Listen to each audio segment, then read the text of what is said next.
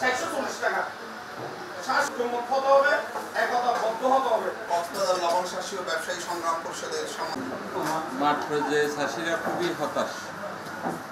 তো আমরা তো বিগত দিনে Cox's Bazar press club, Dhaka press club, কোটাখালীতে রাস্তা অবরোধ করে আসছি। এখন আমার কেন জানি মনে হচ্ছে শিল্প উপদেষ্টার সাথে আমরা সরাসরি কথা বলছি। তো আমাদের দাবিগুলো কেন জানি পূরণ হচ্ছে না। 3 দিন আর লবণের বাজার নিম্ন, এটার জন্য দায়ী মাফিয়া সিন্ডিকেট লবণ মালিকেরা 5 টাকায় 4 টাকায় কিনে 50 টাকায় বিক্রি করতে। তো আমাদের পক্ষে সম্ভব না এই সিন্ডিকেটকে বাগানো। এটা সিন্ডিকেটেড বাগানোর জন্য একমাত্র সরকারই পারে যে কোনোভাবে সিন্ডিকেট বাগান। কারণ এরকম কোনো ব্যবসা নাই পৃথিবীতে 5 টাকায় 4 টাকা কিনে 50 টাকা বিক্রি করা, এত মুনাফা কোথাও নাই। তো আমরা আশা করব আমরা আন্দোলনে থাকবো। আমরা গতবার কোটাখালীতে লবণ ফেলেছি। তো বিভিন্ন উপজেলা পর্যায়ে আমরা কর্মসূচি দিয়েছি যে চাষিদের সাথে মত বিনিময় করব।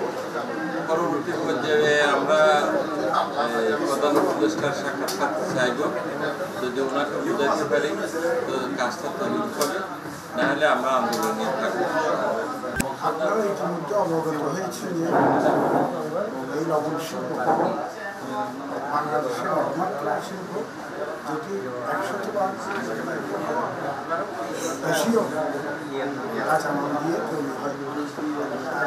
ভোক্তাদের কাছে নিতে আমাদের কোনো ধরনের বিদেশি কোনো কিছু ব্যবহার হয় না। এটা হচ্ছে সম্পূর্ণ প্রাকৃতিক ভোগ্যপণ্য। কেন জানি না এই সরকার বারবার এটার সাথে ইন্ডাস্ট্রিয়াল লবণের তফাৎটা বুঝতে পারছে। ইন্ডাস্ট্রিয়াল লবণ যদি এই ভোগ্য লবণের সাথে মেশানো হয় তাহলে মানুষ বিভিন্ন রকম দুরারোগ্য ব্যাধিতে আক্রান্ত হবে। ক্যান্সার থেকে শুরু করে কিডনি, বিভিন্ন রকম যে মানুষের সমস্যা শারীরিকভাবে এমনকি বিকলাঙ্গ হওয়ারও সমস্যা দেখা দিতে পারে।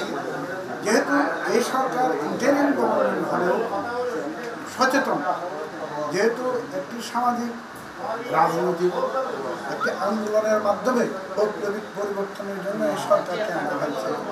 এই সরকার একটা পরিবর্তনের কথা বলে, কিন্তু সব কিছু পরিবর্তন করতে গিয়ে কিন্তু আমরা দেখতে পেলাম লবণ শিল্পটা যে ধ্বংসের মুখে যাচ্ছে সেটা মনে হয় বুঝতে পারছে না।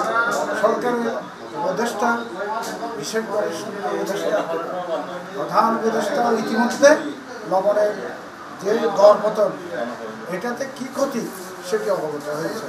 কারণ বাংলাদেশ সরকার যে ইন্টেলিজেন্স আছে, যেমন ডিজিএফআই আছে, এনএসআই আছে, আরও বিভিন্ন রকম ডিসিকে তথ্য দেয়।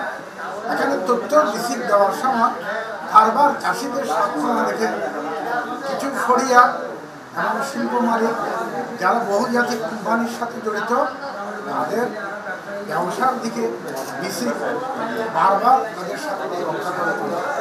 আমরা অতীতেও দেখেছি ডিসি কখনো এই লবণ চাষিদের সেবায় এগিয়ে আসেন।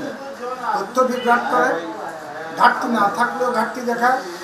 এইভাবে লবণ আমদানি করার জন্য তারা কিছু মহলের সাথে সংঘবদ্ধ হয়ে পাইকারা চালায় লবণ মৌসুম।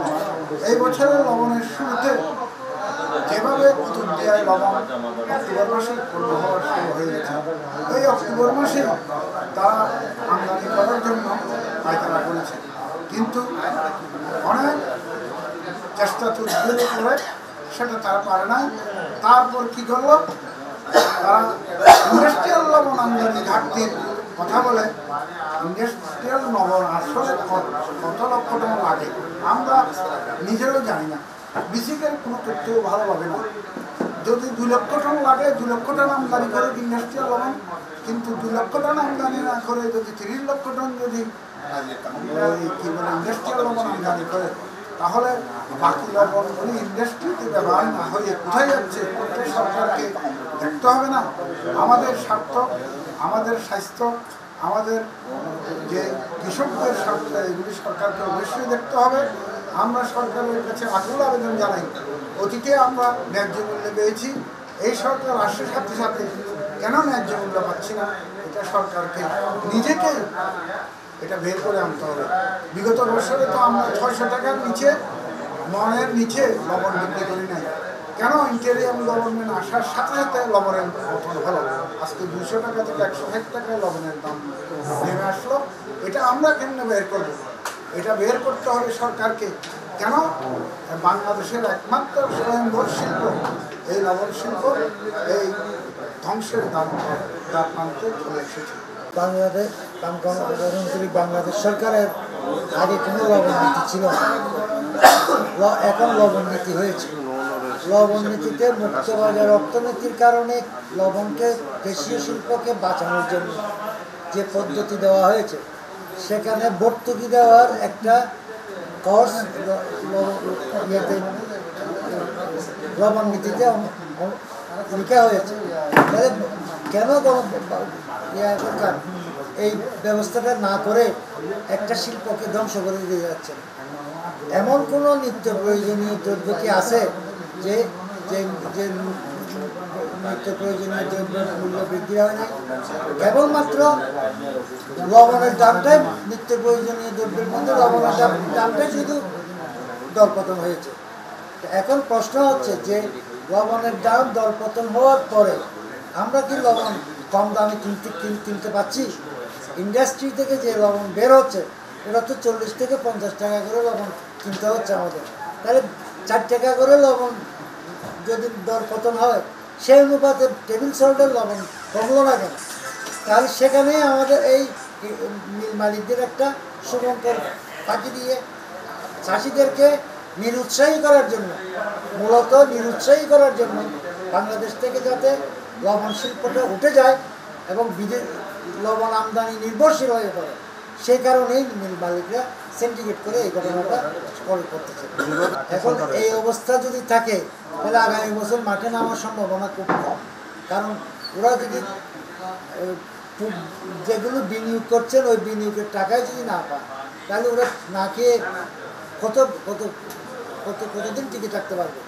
সে কারণে ওরা চাচ্ছে, মিল মালিকরা চাচ্ছে চাষিরা লবণ মাঠ না করুক, না করলে ওরা বিদেশ থেকে লবণ আমদানি করতে পারবে। বান্ডেল থাকলে প্রতি সেনমানিতে টাকা বাঁচবে। বিকাশ সেনমানি বান্ডেল কিনে জিতুন প্রতি লেনদেনে।